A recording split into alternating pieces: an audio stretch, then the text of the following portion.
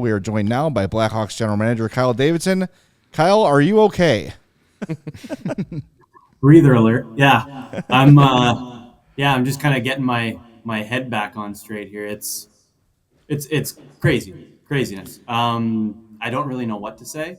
I feel like I've been talking for the last 45 minutes and haven't said anything.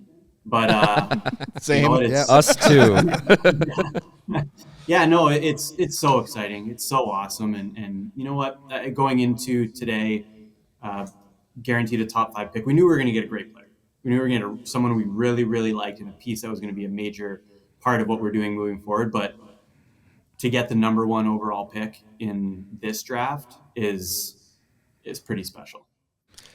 Kyle, if you want to let out a nice big woo, you can do it. We'll give you that opportunity, and you can loosen the you already loosened the tie, but yeah, I mean we share that sentiment. Like it is just a realization of part of the plan that you and your staff have put together for the Blackhawks, and we know that Connor Bedard isn't the end all be all to what you want to try and achieve within the organization.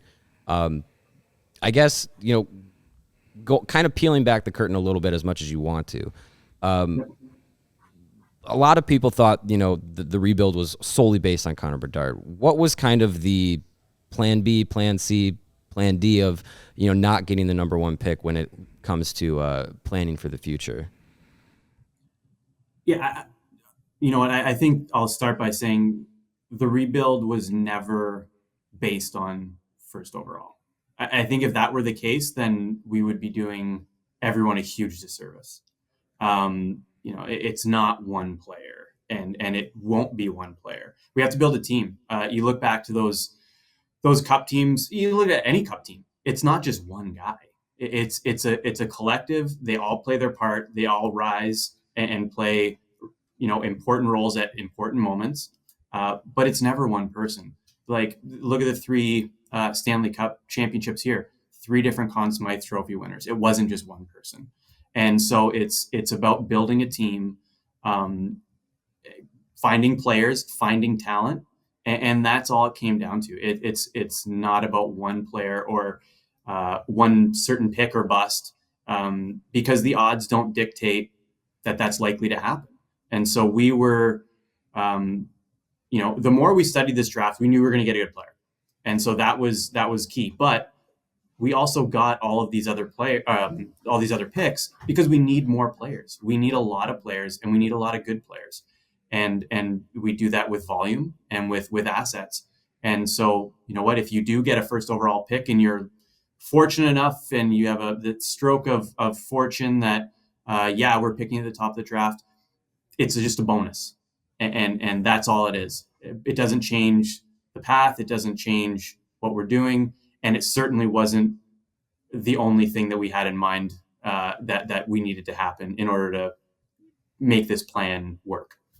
So I've noticed you have not said the name. I'm sure you can't say the name for reasons, as he's not officially been drafted yet. But when you get a player like this, we talked to draft analyst Chris Peters last week, and he said that this player in particular that everyone expects to go number 1 is a shortcut to the rebuild. Now, like you said, Mario, you've had several plans based on where you're going to pick. Does this change your approach at all? Is there an obligation when you get a player of this caliber to try to improve things more quickly than maybe you would have if it was 2, 3, 4, 5?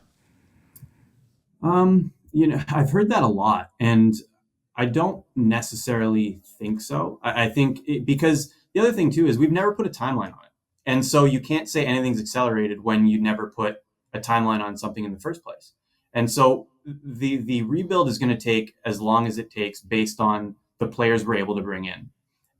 Having said that, you do not want to do anything to short circuit all the hard work we've put in building up the prospect pool, in acquiring young talent. You have to be smart. You have to be forward looking. And you have to be team oriented. This is going to be, if we get this right, it's going to be because of the collective and not just rushing because we got one certain player. And that's the way we've handled it on day 1 when I took over, and that's how we'll handle it moving forward. And so it's about building the team. It's about doing this the right way. Is it exciting to get a player of the magnitude that we're going to get this year? Absolutely. And maybe that speed things up in other people's mind, but it's just, you know what, this is the course we're taking, and the course is gonna it's gonna happen the way it happens. And so I think we're just gonna let that occur organically. After a few minutes, we were live on the air when the pick was announced, and we got to be a little more excited than you were when you were on ESPN. After a few minutes of finally letting it all sink in, then I realized, wow, we're going to get the number 1 overall pick in here next year with 6 players in the first 2 rounds, in addition to all those great players we drafted last year. And Luke Richardson is going to be the guy that's going to be his first, or all of theirs first, NHL coach. And that gets me even more excited just by what we saw out of him last year. Just hockey, lives for hockey X's and O's. And I couldn't imagine a better coach. I'm sure you feel the same way. And was this night, getting this pick, kind of going through your head when you hired him, knowing that you've got the right guy for these young guys coming in? Yeah, like when we talked to Luke, and within the first interview and the first conversation with Luke, I knew he was the right person. It just clicked, and it felt right. And you know what? I think this season, in my mind, anyways, proved it. I think he's got the demeanor, the knowledge, the communication, the credibility, and the long-term foresight to do this the right way, and to be part of this long-term. And so I'm excited. Again, I'm excited for a lot of people tonight. Really happy for him. You know what? Someone takes their first NHL coaching job and it's in a rebuild. You understand what that entails, but until you're behind the bench and you're a competitor like Luke Richardson is, and you're on the coaching staff, you want to win every night, and it's hard. We finished at near the bottom of the league, and that's not easy for anyone. It's not fun. And so I'm excited that, you know what, there was some payoff here for him and the coaching staff, but for a lot of people involved in this team and fans of this team. So it's great. I think we've got a really good setup behind the bench. I think we're in really great hands there. And so it's time to find and continue to find him some players.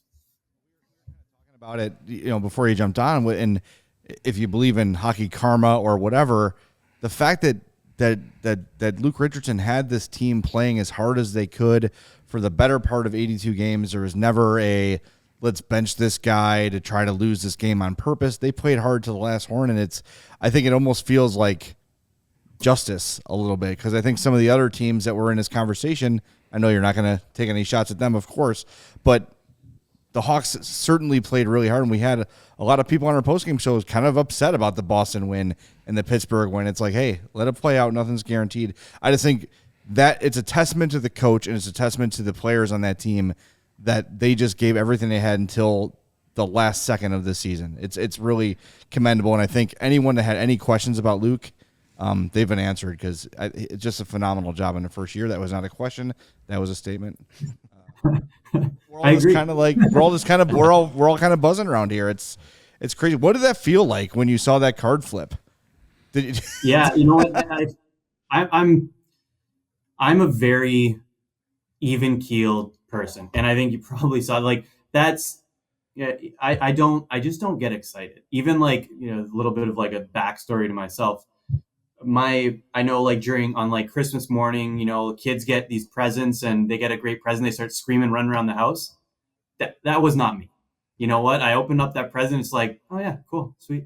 And my parents were like, what, do you even like it? They're even having fun now? Like, I'm very even keeled. And so it's all internal, and you're kind of running through a different, all these different emotions, and it is great. And it's exciting. And my mind jumps to all the people that are going to be really excited by this and really benefit from this. The fans. I just went and spoke to our ticket staff, where what I had to do with the team did not help them at all. That it made their job so hard. to take away players that everyone knows and everyone loves. Like, try selling tickets when we're removing all these players off the roster. It's really tough. And so to have them get to experience that, I'm really excited for them. And I'm really excited for everyone that gets to experience this and be part of this ride and get the excitement of seeing that logo turned over with the number 1 card. It's great. Awesome. Kyle, you've been super generous with your time on a super busy night. Congratulations again. We will see you at the draft when you can officially say his name out loud. Thank you. All right, we'll talk. Thanks, Kyle. Thanks, Kyle. Thanks.